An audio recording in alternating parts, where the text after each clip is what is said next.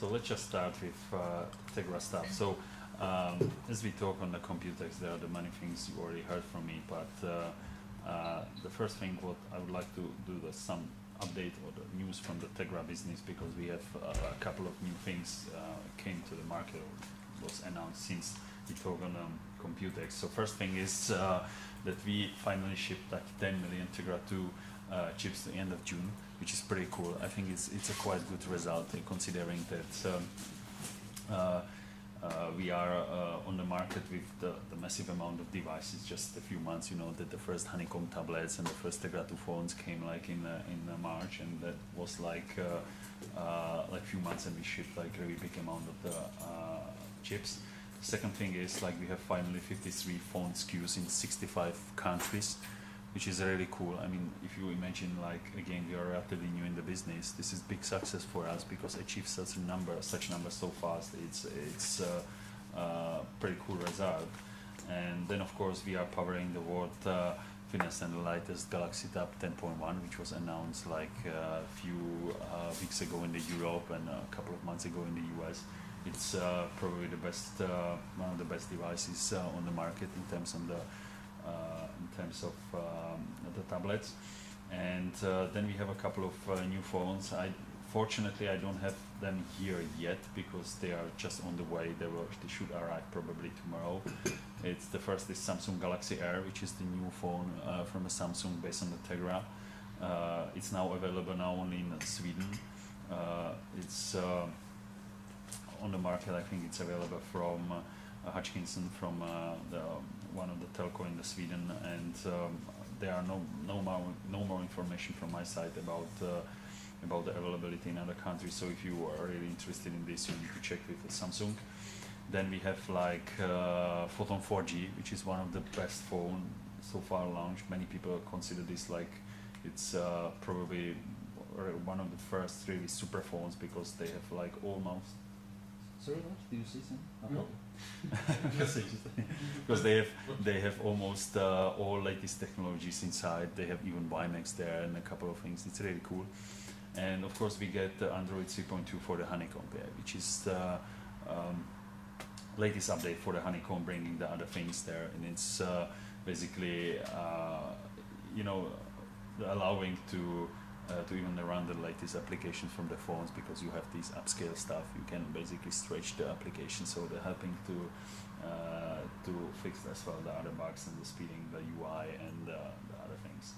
So Galaxy Tab 10.1, I guess you already saw, right? So you had already chance to play with it.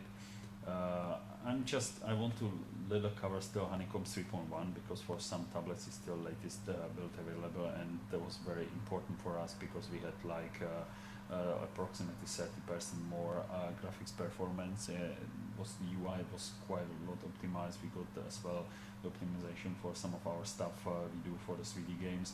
We finally got the USB support for keyboards, mice, digital cameras, game controllers, which is quite cool, because some of the games which are now optimized for the game controls, like for example Riptide GP, the latest version available on the Android market, supports gaming controllers, so you can connect the tablet to the TV and basically play from your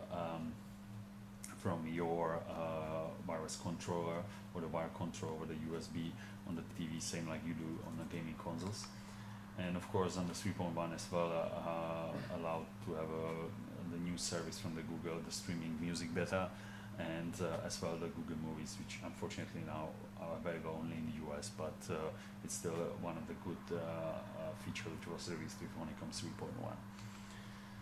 Well, the importance of the mobile gaming is growing a lot. So basically now we are in the situation then the more and more people are into the mobile gaming, you know, there are more and more games and the apps sold on the mobile phones, and for us it's becoming a very important platform, and we really believe for the future it will be one of the key platforms for the gamers, especially if the new devices are coming. And that's why we introduced the Tegra Zone. The Tegra Zone, you know, you already had a chance definitely to play with it, but one of the news is that the last week we finally launched our Tegra Zone.com website, which basically allows all the users interested in Tegra to see the same content you have on Tegra phones, you can see on the website. So basically before there was only one way how to experience Tegra Zone and see the content, interviews, videos, just to install it on the phone.